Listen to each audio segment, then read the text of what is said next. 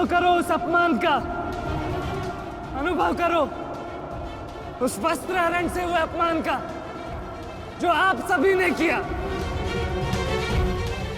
नदी जब सीमा तोड़ती है तो बाढ़ आती है। आज आपकी पाप की धारा की बाढ़ में आप स्वयं बह जाएंगे काकाश्री।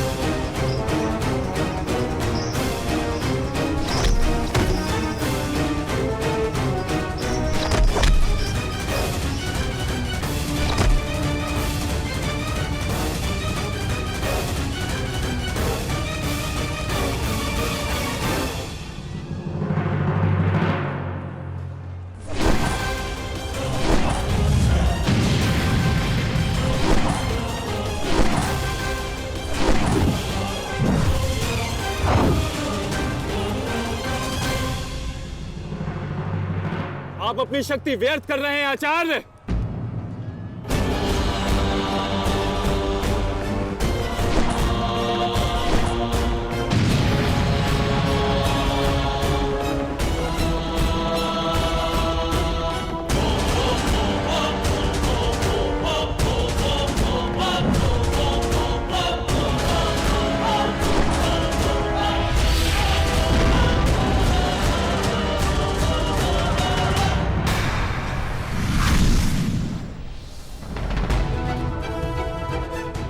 दुर्योधन को मेरी सहायता की आवश्यकता है। चलो सत्यसेन।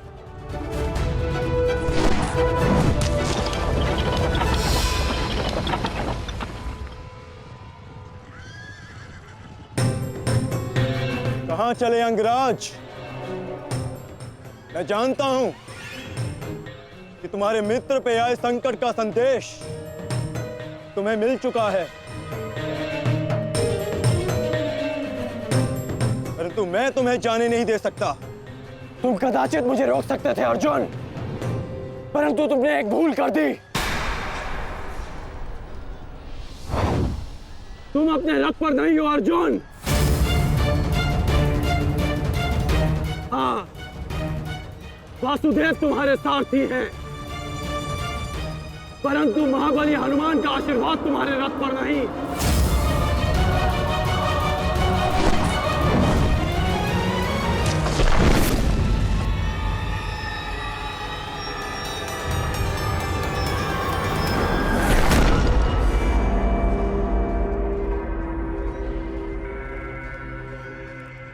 चलो।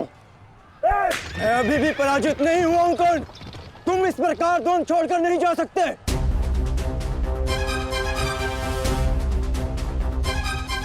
तुम युद्ध के नियम भूल रहे हो अर्जुन। युद्ध का नियम है कि महारथी ही महारथी के साथ द्वंद्व कर सकता है, और तुम रथ विहीन हो, इसलिए मैं तुम्हारे साथ द्वंद्व नहीं कर सकता। पहले अपने रथ का पहिया सुधारो, फिर आकर मुझे युद्ध का आह्वान देना, क्योंकि परशुराम शिष्य कर्ण नियम तोड़कर युद्ध नहीं करेगा।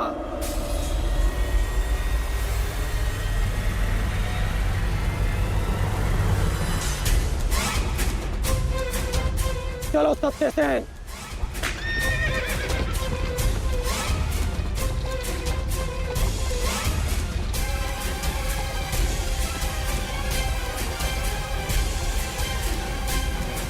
अब समझे पार्थ कि मैं कर्ण की प्रशंसा क्यों करता हूं।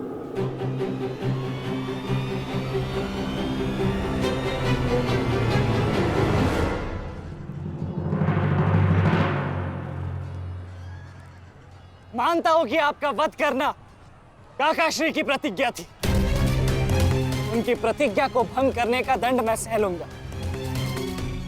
परंतु आज अपनी माता के अपमान का दंड मैं आपको अवश्य दूंगा।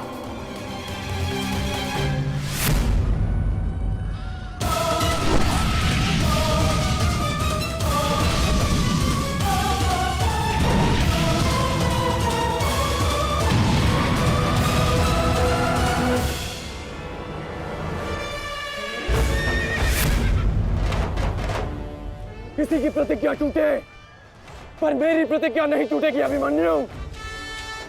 और मेरी प्रतिज्ञा है कि जब तक मैं जीवित रहूंगा मेरे मित्र के प्राण नहीं जाएंगे।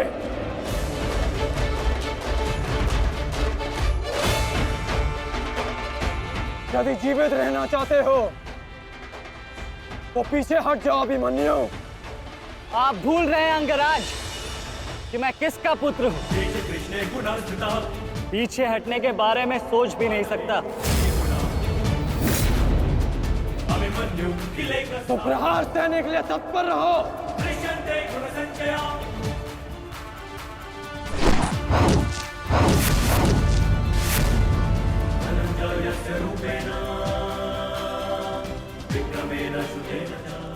ये मेरे लिए पर्याप्त नहीं अंगराज।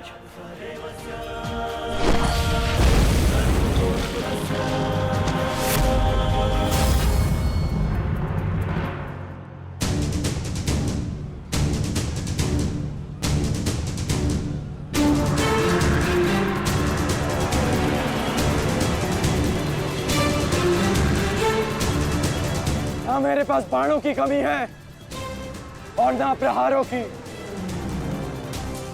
ये अंतिम अवसर है अभिमन्यु, लौट जाओ।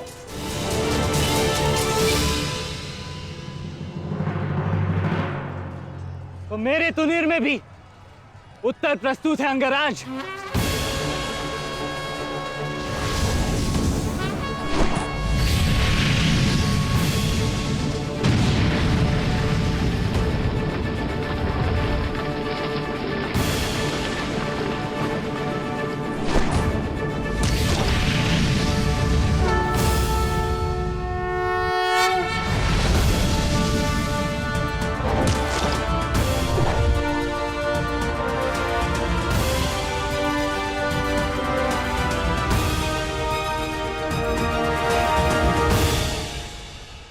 मैं तुम्हारा सामर्थ्य स्वीकारता हूं। तुम एक कुशल योद्धा हो अभिमन्यु, किंतु कुशल होने के साथ साथ बुद्धिमान होना भी आवश्यक है। लौट जाओ। यदि कल युद्ध करना चाहते हो तो आज जीवित रहना सीखना होगा। लौट जाओ अभिमन्यु।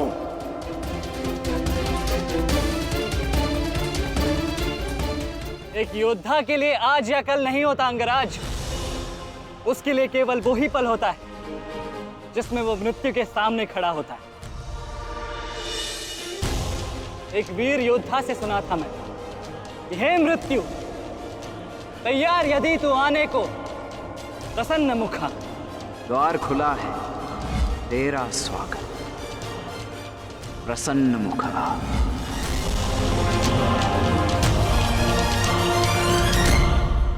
मुझे रोकने का अब केवल एक ही अस्त्र है आपके पास। यह आपको मेरा वध करना होगा। तो लीजिए अंगराज, अपने पुत्र के मृत्यु का प्रतिशोध लीजिए। आपके समक्ष आज वो योद्धा खड़ा है जिसके पिता ने आपके पुत्र का वध किया था।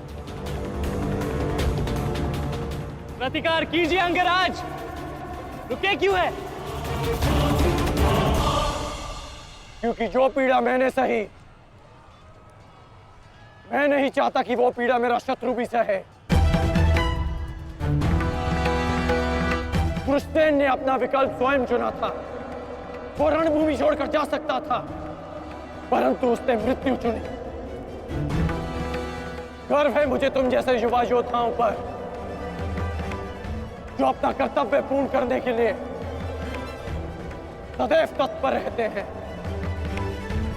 मैं जानता हूं कि तुम पीछे नहीं हटने वाले अभिमन्यु, परंतु मुझे भी अपना कर्तव्य पूर्ण करना है।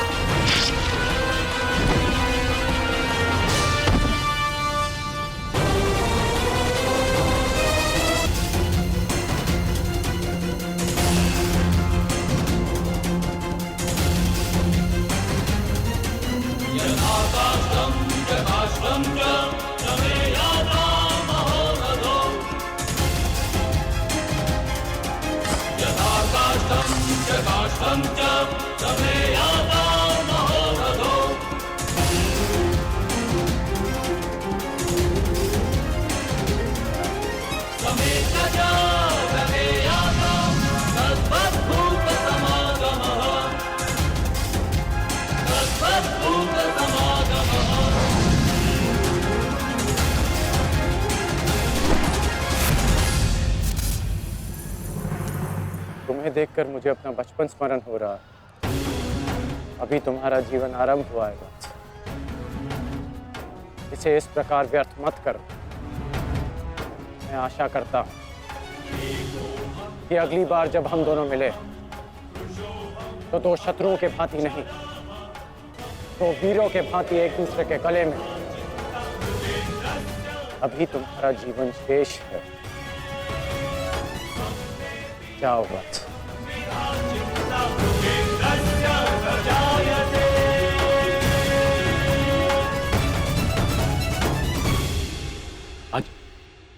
आज कौरवों की विजय हुई है गांधारी। पांडवों की एक अक्षुणी सेना को ध्वंस कर दिया है हमने आज। भीम हमारे एक भी पुत्र को क्षति नहीं पहुंचा पाया, एक भी।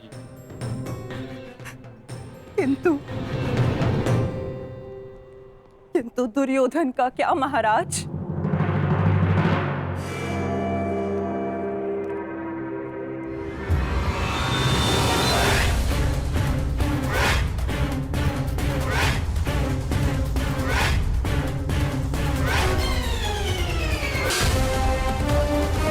मित्र,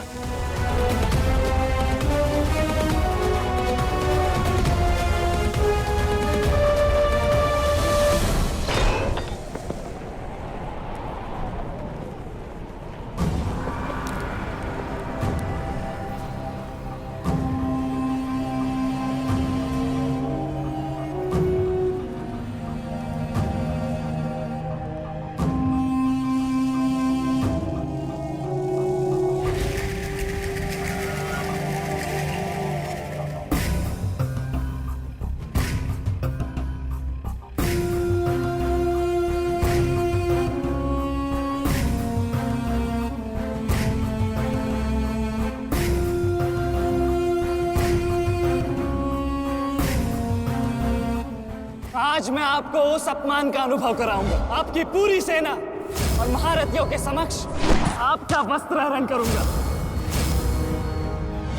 परंतु आज अपनी माता के अपमान का दंड मैं आपको अवश्य।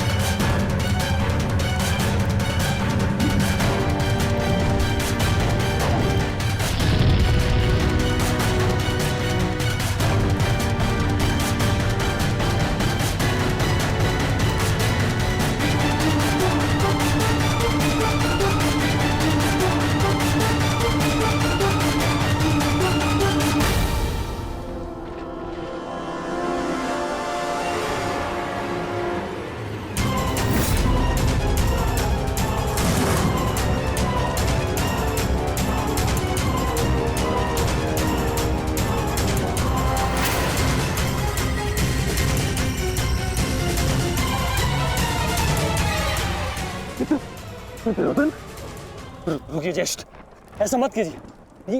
ये क्या कर रहे हैं आप? दुर्योधन, ये सब कुछ क्या है?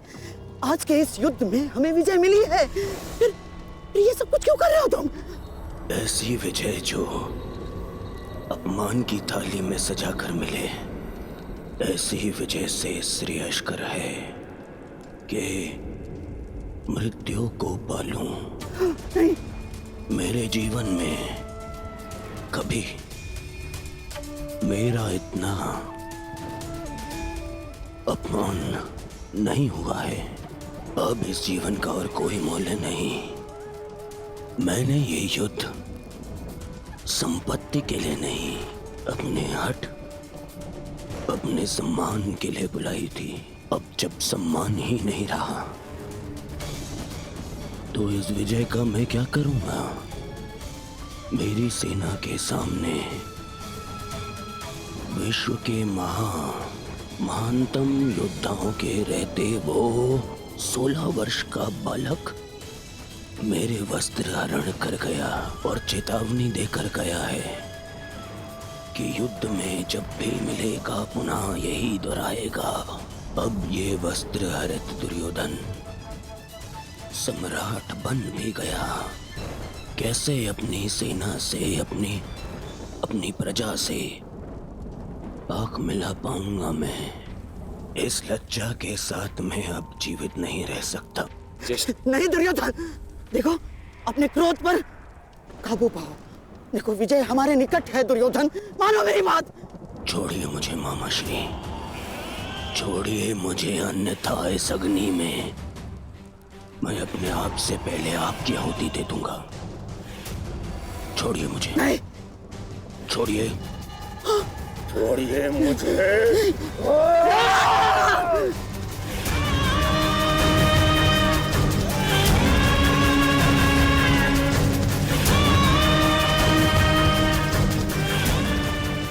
नहीं नहीं दुर्योधन, देख क्या रहे हो मूर्खों? कोई रोको इस अनर्थ को।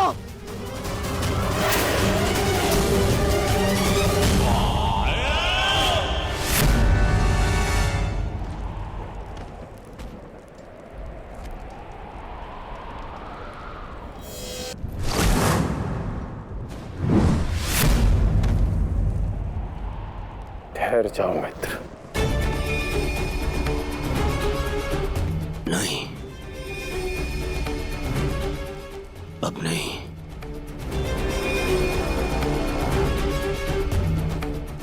क्रोध में विवेक मत खो बैठो। जो अपना सम्मान खो चुका हो उसके पास खोने को और क्या शेष है? ले लेने देते उस अभिमन्यु को मेरे प्राण, वीर गति तो मिलती। सारी सेना के सामने मेरा वस्त्र हरण कर गया वो बालक, जिन पांडवों का सर कटा हुआ देखना चाहता था उन्हीं का बालक मेरा सर झुका गया। संसार के सारे योद्धा देखते रह गए और वो बालक मुझे अपने बाणों के चक्र में फंसा गया। मैं ये अपमान सहन नहीं कर सकता। क्या करूंगा जीवित रह गए जब संसार के सामने शीश उठाकर चल भी नहीं सकता मैं। इसीलिए अब मैं अग्नि स्नान करूंगा।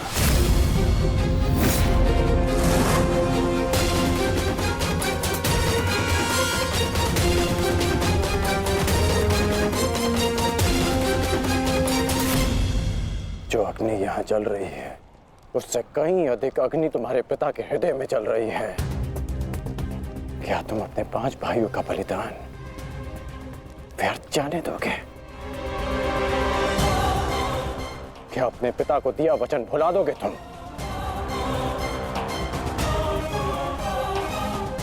अपने चारों ओर देखो मित्र, क्या ये सब व्यर्थी अपने प्राणों के साथ खेल रहे हैं? जो वीर गति को प्राप्त हुए हैं, क्या उनका बलिदान व्यर्थ जाने दोगे तुम? तुम्हारे अनुज, तुम्हारे मामाश्री, तुम्हारे गुरुदेव, ये सब तुम्हारे सम्मान, तुम्हारे अधिकार के लिए लड़ रहे हैं और तुम अपने कर्तव्य से मुंह मोड़ना चाहते हो। पूछो अपने सैनिकों से कि आज जो युद्ध में हुआ कि क्या वो उससे लज्जित हैं या वो कल युद्ध में उसका प्रतिशोध लेंगे? बोलो सैनिकों। प्रतिशोध लेंगे, प्रतिशोध लेंगे, प्रतिशोध लेंगे।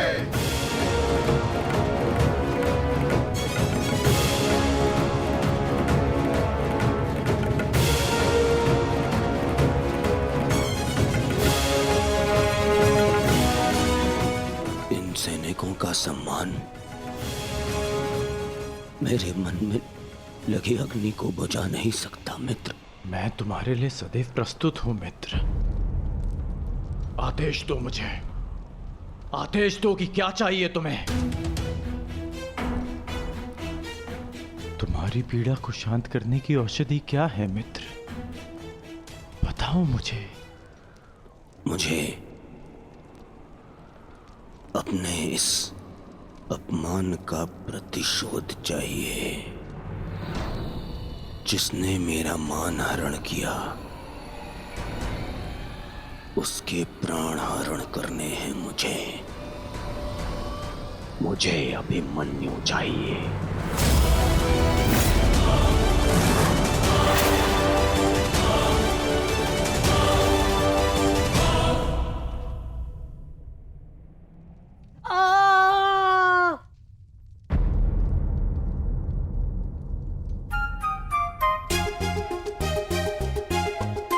बहुत पीड़ा हो रही है ना इन्हें। पीड़ा?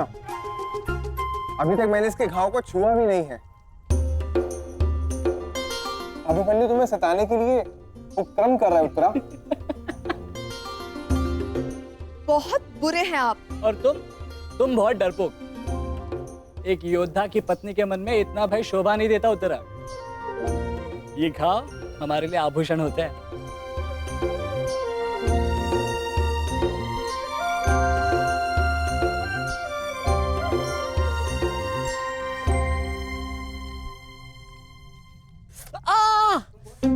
क्यों सताते हो तुम उसे?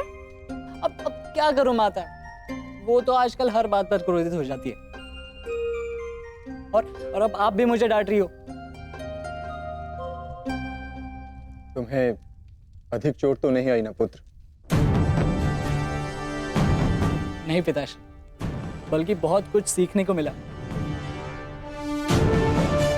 सच में अंगराज कर्ण एक महान योद्धा है। उन्हें आपके अतिरिक्त और कोई टक्कर नहीं दे सकता। हाँ पुत्र, परंतु हम दोनों के लक्ष्य और सोच भिन्न है। मुझे तुम पर गर्व है।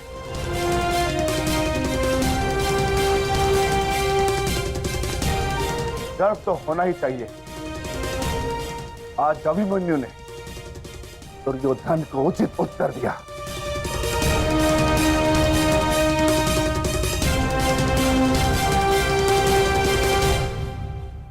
सत्य अभिमन्यु,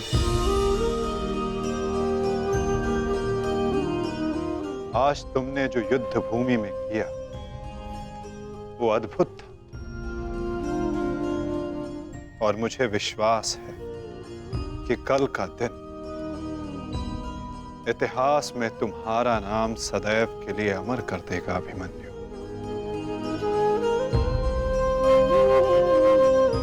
इतिहास से पूर्व मेरे पुत्र ने अपनी छवि मेरे मन में अमर कर दी है। 14 वर्षों के पश्चात आज पहली बार मन को एक शीतलता पहुंची कि मेरे पुत्र ने मेरे साथ हुए अपमान और अत्याचार का भान उस दुर्योधन को करवाया। मेरी आत्मा को जैसे एक वस्त्र का संबल मिल गया। इसके लिए मैं सदैव के लिए अभिमन्यु की ऋणी रहूं। जीवन तो पल पल में है सखी। जिस पल को जी लो वही जीवन होता है। आज तुम प्रसन्न हो, जी लो सखी। आज का दिन जी लो। कल का दिन तो अभिमन्यु के जीवन का अंतिम दिन होना चाहिए। और स्मरण रहे, सरल मृत्यु नहीं देनी है उसे। मृत्यु आने की पीड़ा का आभास कराना है। और जब तक वो भूमि पर रेंगता हुआ दया की भीख ना मांगे, मृत्यु नहीं आनी चाहिए उसे।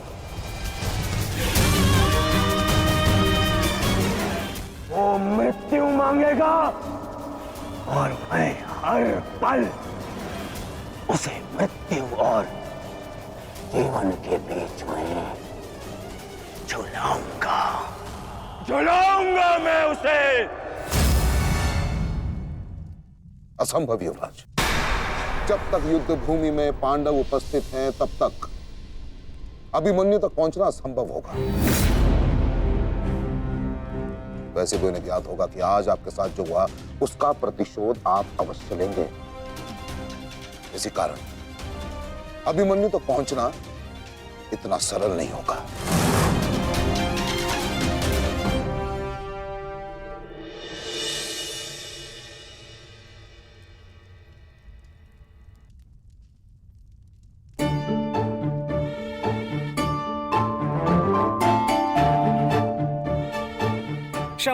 क्षमा कर दो, भूल होगी बस। अच्छा, क्षमा भी कर दो। जिसने युवराज दुर्योधन का मस्तक झुका दिया वो आज तुम्हारे समक्ष सर झुकाए मना रहा है तुम्हें। देखो, किसी ने मुझे इस प्रकार सर झुकाए देख लिया ना तो मेरा बहुत उपहास उड़ाया जाएगा। पहले वचन दीजिए कि भविष्य में आप इस तरह मेरा उपहास नहीं बनाएंगे। आपको अनुमान भी है मैं कितनी भयभीत हो गई थी। अब इसमें भयभीत क्या होना उत्तरा? आप नहीं समझेंगे, मुझे आपसे बात ही नहीं करनी। तो ठीक है, मत बात करना, परंतु कल यदि लौटा नहीं ना तो पछताना नहीं कि दोबारा ऐसे मत बोलना आर्य। भाई खो चुकी हूँ, पति नहीं खो सकती। क्षत्रिय हूँ, अपने अधिकार लेना जानती हूँ। आपको लौटना होगा क्योंकि इस बार केवल मैं नहीं, आपकी होने वाली संतान भी आपकी प्रतीक्षा करेगी।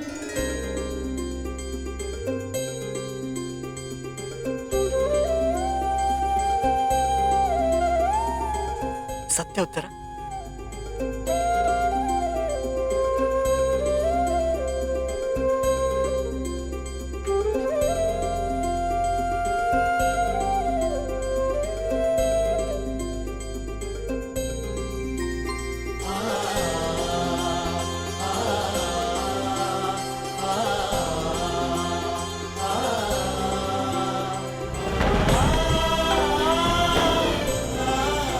मैं तुम्हें वचन देता हूं उत्तरा, तुम और हमारी संतान सदा मुझ पर गर्वित रहेंगे।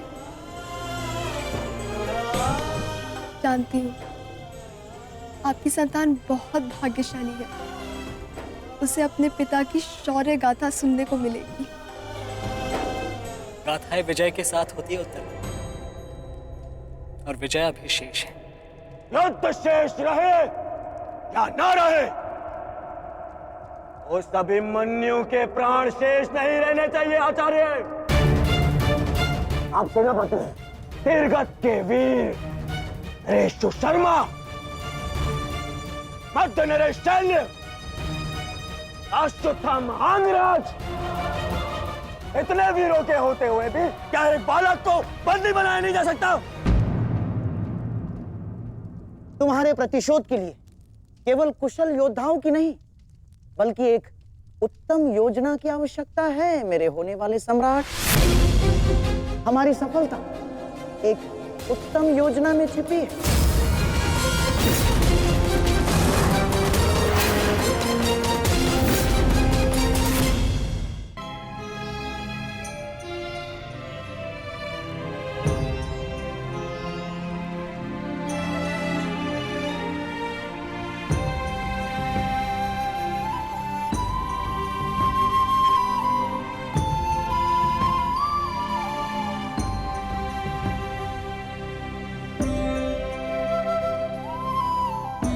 ऐसा क्या है जो आप चाहकर भी मुझसे नहीं कह पा रहे हैं सखा? ये रात का अंधकार भी आपके मुख पर आए हुए भाव मुझसे नहीं छुपा सकता। रात्रि के बाद दिन आता है सखी, उसी प्रकार जीवन के पश्चात मृत्यु आती है। सुख के बाद दुख आता है और यही सृष्टि का नियम है। हमें अपने जीवन में सबके लिए तत्पर रहना चाहिए सखी।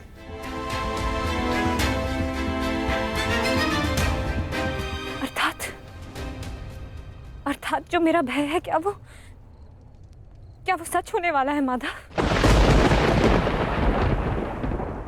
क्या कल पांडवों के साथ कुछ अनिष्ट होने वाला है?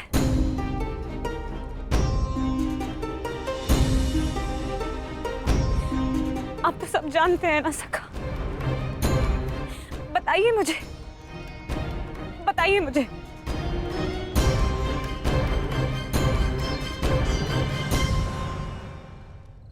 कभी कभी भविष्य का ज्ञान होना भी दुख का कारण बन सकता है सखी।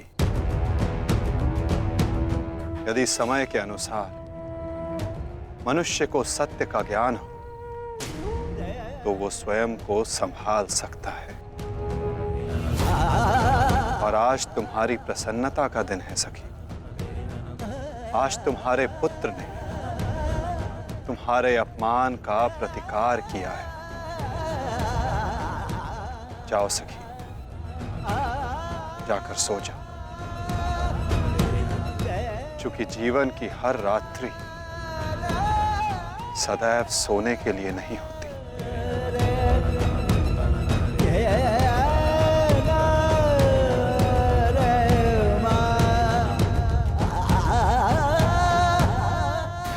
तब तक सो नहीं पाऊंगा जब तक मेरा प्रतिशोध पूर्ण ना हो जाए आचार्य। प्रतिशोध की आग में कोई और भी जल रहा है। युवराज दुर्योधन,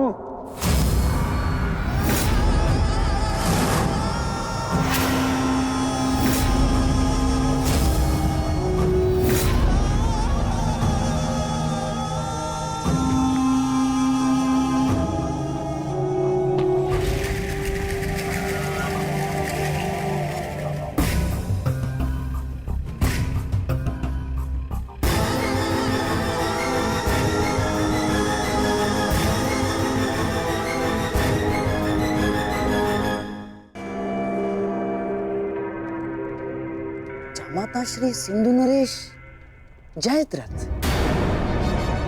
भूल को क्षमा किया जा सकता है, अपराध को नहीं।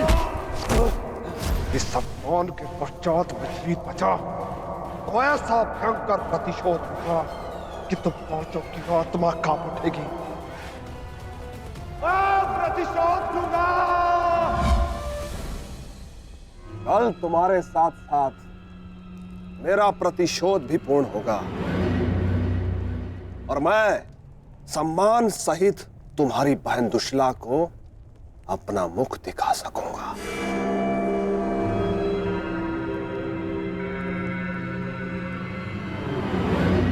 इतने समय आप कहाँ थे सिंधु नरेश?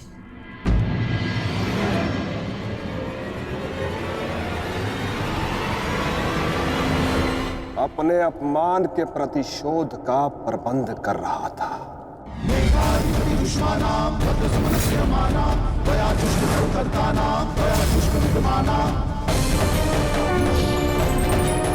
पुत्र जयद्रथ,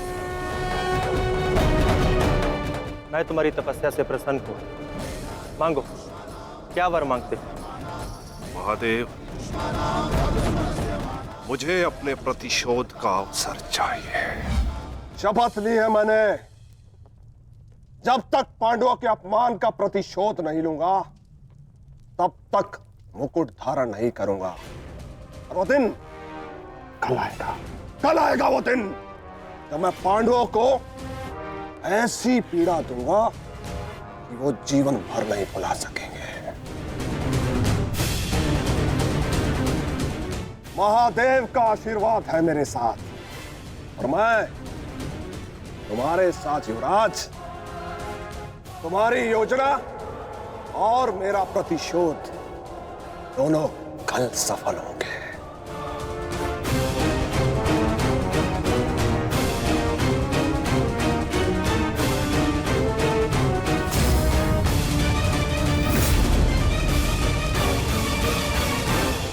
हर हर महादेव, हर हर महादेव।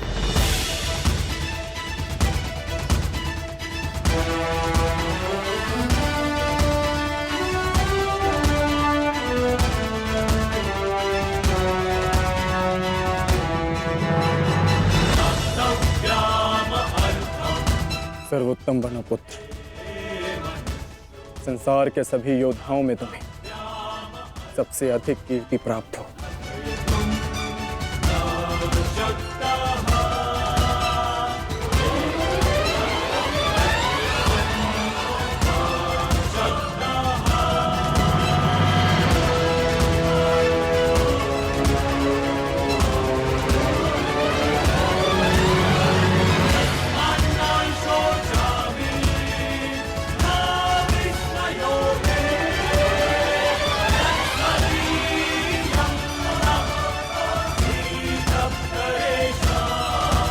आशीर्वाद दीजिए मामा श्री कि मैं विजय श्री प्राप्त कर लूं।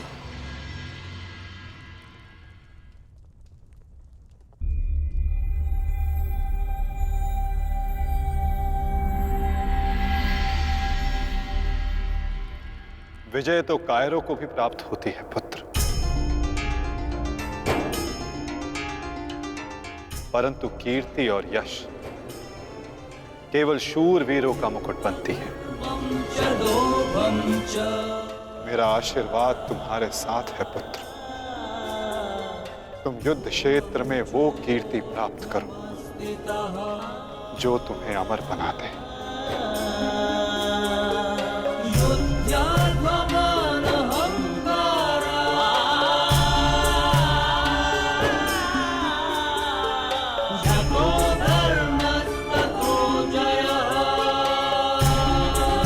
मामा श्री कि मैं विजय श्री प्राप्त कर लौटूं। मेरा आशीर्वाद तुम्हारे साथ है पुत्र। तुम युद्ध क्षेत्र में वो कीर्ति प्राप्त करो जो तुम्हें अमर बना दे।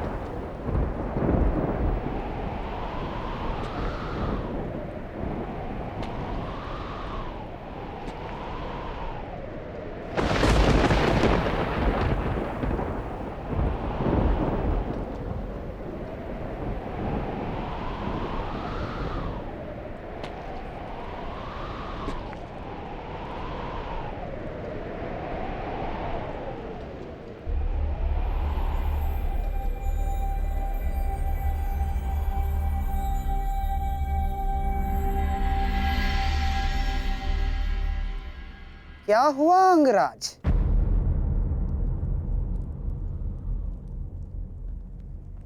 सूर्यदेव से आप ये प्रार्थना तो नहीं कर रहे हैं कि वो उदित ही ना हो? अर्जुन को दिया वचन आपको पूर्ण करना होगा अंगराज। सूर्यास्त का बहाना बनाकर कहीं आज भी शत्रु को जीवित छोड़ देने का मन तो नहीं बना लिया आपने?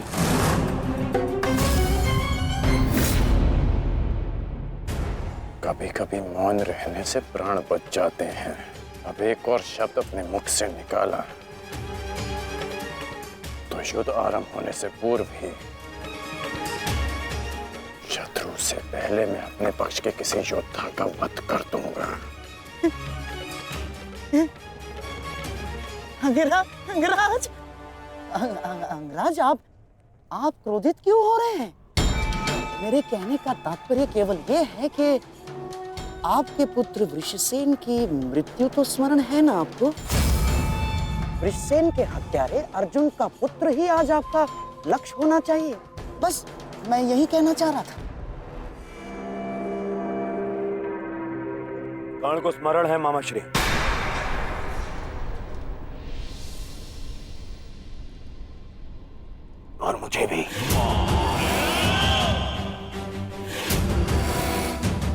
महाराज, हम वृषसेन की मृत्यु और मेरे अपमान का प्रतिकार दोनों लेंगे। मैं केवल इतना जानना चाहता हूं, इस प्रतिकार से पूर्व उस कौटे अर्जुन को मार्ग से हटाने का क्या प्रबंध करना चाहिए? उसका प्रबंध मैं कर चुका हूं मेरे होने वाले सम्राट।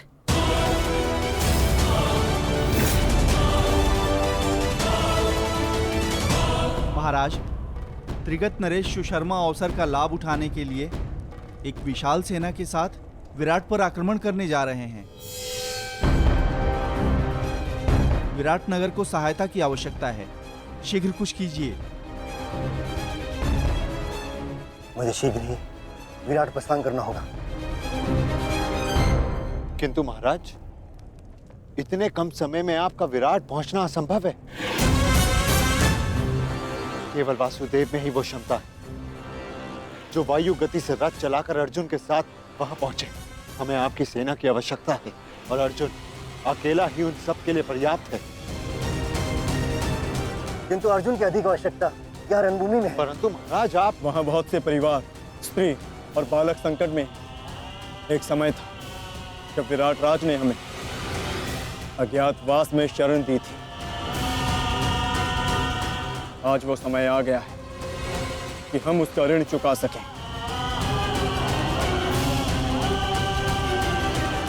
और फिर अभिमन्यु भी तो यहाँ है।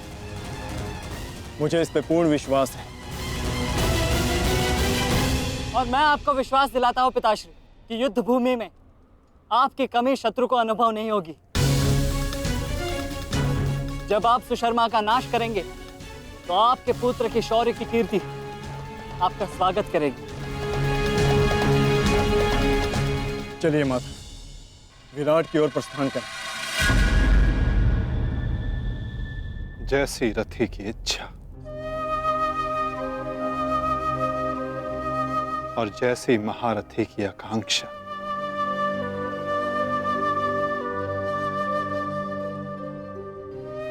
आओ पार्थ।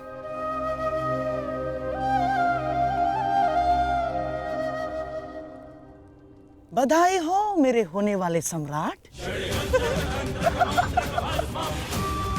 अर्जुन रणभूमि छोड़कर विराट के लिए प्रस्थान कर चुका है।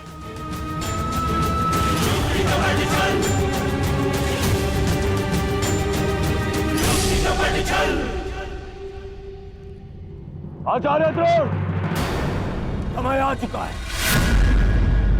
हमारी सेना को अपनी योजना अनुसार सज्ज कीजिए। जिस प्रकार चक्की का पत्थर एक ही चक्कर में अन्न के दानों को पीस देता है, उसी प्रकार हमारी यह सेना शत्रु सेना को एक ही चक्कर में पीस देगी युवराज। और अपनी सेना के नाश को रोकने के लिए आएगा वो महावीर अभिमन्यु। वहां हम उसके प्राण फाड़ लेंगे, जिसने मुझे अपने बाणों के चक्र में फंसाया था। आज वो फंसकर मरेगा हमारे चक्रव्यूह में। युद्ध का 13वां दिन।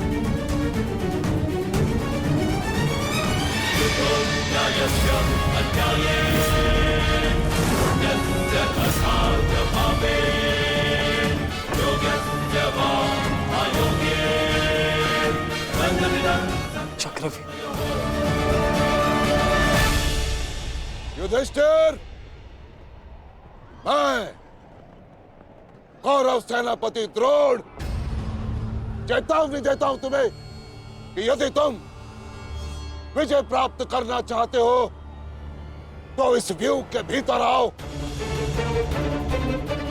और यदि तुम इस व्यूह को तोड़ने में सक्षम रहे तो हम अपनी पराजय स्वीकार कर लेंगे, और यदि नहीं तो तुम अपनी हार स्वीकार कर लेना। सुना तुमने?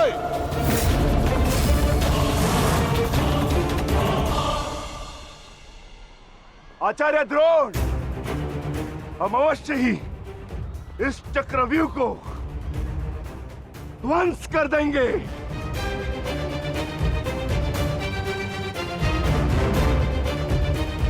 यह संभव है। चक्रव्यूह युद्ध का सबसे कठिन और सबसे विनाशकारी व्यूह है। इसका हल केवल अर्जुन के पास है। यह आचार्य द्रोण की योजना थी, इसीलिए अर्जुन को युद्ध भूमि से दूर किया गया।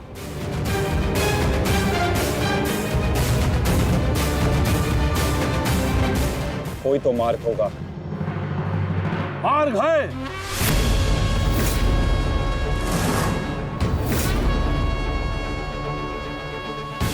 मैंने भी उसी आचार्य भारद्वाज से चक्रव्यूह भेदन सीखा है, जिस आचार्य भारद्वाज से उस द्रोण ने चक्रव्यूह की रचना सीखी।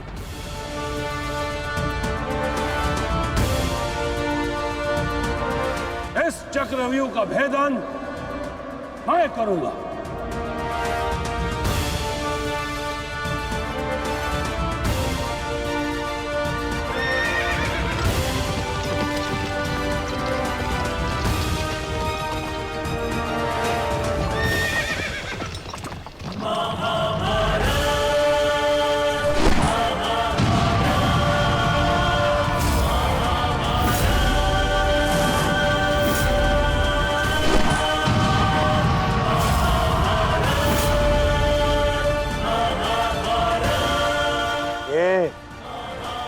क्या है आचार्य?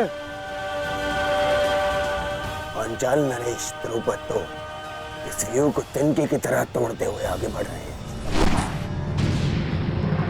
भूल गया वीरराज कि मैंने और इसी द्रुपद ने मेरे पिताश्री के आश्रम में इस चक्रव्यूह का अभ्यास किया था। तो अपने मित्र को रोकने के लिए कोई अस्त्र, कोई शस्त्र है आपके पास? अब तो केवल एक ही अस्त्र है और एक ही शस्त्र दुर्योधन। जयद्रथ!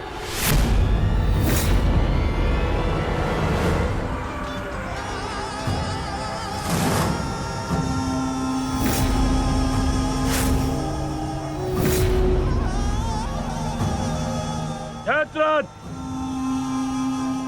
कदाचित द्रौपदी के पतियों द्वारा किया गया अपमान भूल गए हो तुम, इसीलिए द्रौपदी के पिता के समक्ष उपस्थित हुए हो। आज द्रौपदी के पति हो या उसके पुत्र, कोई मुझे नहीं रोक सकता।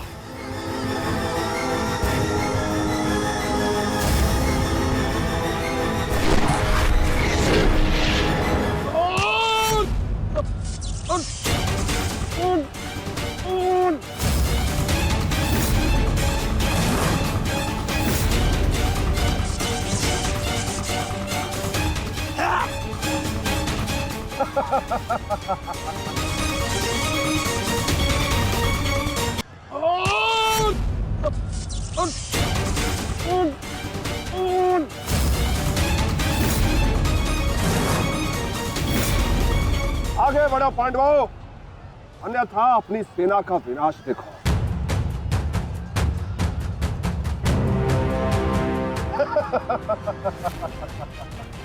ज्येष्ठ पिताश्री, मुझे आज्ञा दीजिए। मुझे चक्रव्यूह के भीतर प्रवेश करने का मार्ग ज्ञात है। मैंने पिताश्री से सुना था कि ये मैं कर सकता हूं। नहीं अभिमन्यु, मैं तुम्हें इसकी अनुमति नहीं दे सकता।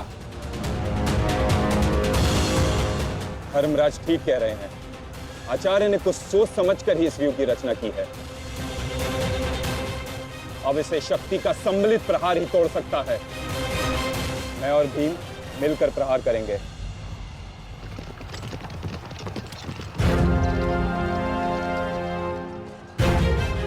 देखिए ने मामा श्री, कृष्ण और भीम स्वयं आक्रमण कर रहे हैं।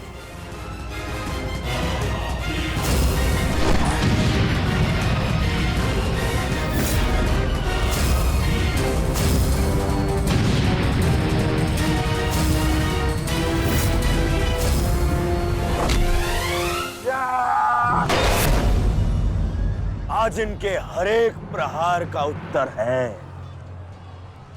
जयद्रथ।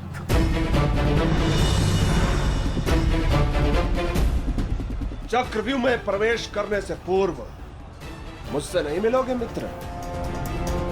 स्मरण है ना 5 चोटियां? आज उसी के प्रतिकार का दिन है। प्रभु, मैं चाहता हूं कि युद्ध भूमि में किसी एक दिन सभी पांडवों पर विजय पा सकूं। सब पांडवों पर विजयी होने का आशीष नहीं दे सकता जयद्रथ, क्योंकि अर्जुन को मैंने पशुपतास्त्र दिया। मेरा ही वरदान मेरी ही शक्ति को छीन नहीं कर सकता। इसलिए केवल अर्जुन को छोड़ जिस दिन तुम चाहोगे, 6 संसार के समस्त योद्धाओं के समक्ष तुम अपराजय रहो। आगे बढ़ो भीम, आज मेरी गदा का स्वाद भी चक्कर देखो।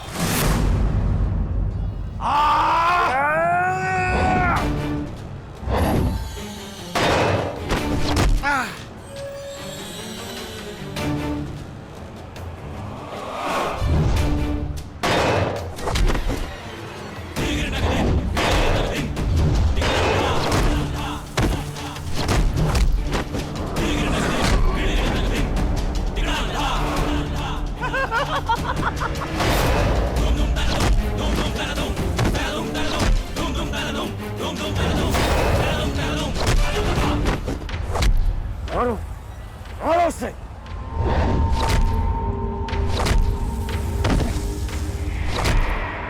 ताजश्री, आप ऐसा कैसे होने दे सकते हैं? ताजश्री भीम और मामा दृश्यद्युम्न में शक्ति है, परंतु चक्रव्यूह को शक्ति से नहीं, युक्ति से तोड़ा जा सकता है। मुझे आज्ञा दीजिए। नहीं पुत्र, भविष्य के लिए वर्तमान को दांव पर लगाया जा सकता है, परंतु वर्तमान के लिए भविष्य को खोया नहीं जा सकता।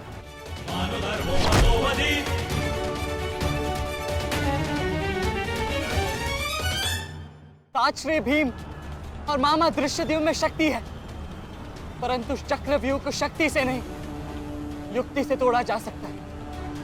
मुझे आज्ञा दीजिए। नहीं पुत्र, भविष्य के लिए वर्तमान को दांव पर लगाया जा सकता है, परंतु वर्तमान के लिए भविष्य को खोया नहीं जा सकता। एक दांव लगाने के दोष के कारण मैं आज इस महायुद्ध में खड़ा। मैं दूसरा दांव नहीं लगा सकता अभिमन्यु। परंतु आज यदि चक्रव्यूह को तोड़ा ना गया तो हम ना केवल हार जाएंगे, बल्कि मेरे पिताश्री का सर भी झुक जाएगा। आपने वो दांव लगाकर सर झुकाया था और मैं ये दांव खेलूंगा अपने पिताश्री का सर ऊंचा रखने के लिए। मैंने उन्हें वचन दिया था कि युद्ध भूमि में शत्रु को उनकी कमी अनुभव नहीं होगी, और मुझे शत्रुओं को वीर अर्जुन के रक्त का तेज दिखाना है। इसीलिए आज्ञा दीजिए ताजश्री, और फिर मैं अकेला कहाँ हूं? चक्रव्यूह में मेरे प्रवेश करते ही आप भी मेरे पीछे पीछे अंदर आ जाइए। मैं मार्ग बनाऊंगा और आप चक्रव्यूह को ध्वंस कीजिएगा। सोचिए मत, समय नहीं है ताजश्री। आशीर्वाद दीजिए।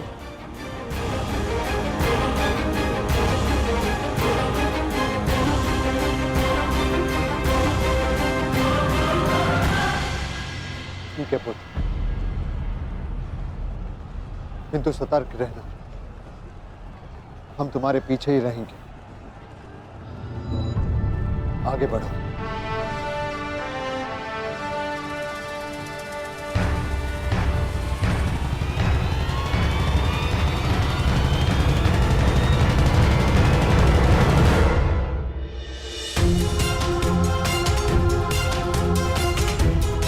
जाओ सखी, जाकर सो जाओ, क्योंकि जीवन की हर रात्रि सदैव सोने के लिए नहीं होती।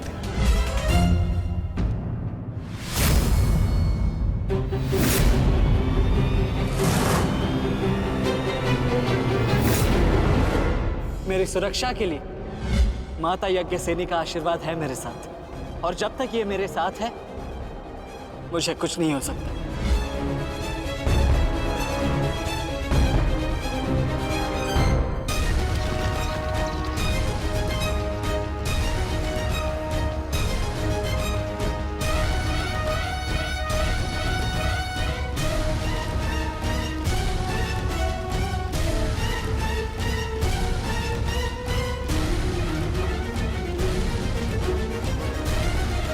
क्या हुआ मास्टर, आप रुक क्यों गए? चूंकि समय नहीं रुकता पार्थ, परंतु मानव को 2 पल रुकने का अधिकार है।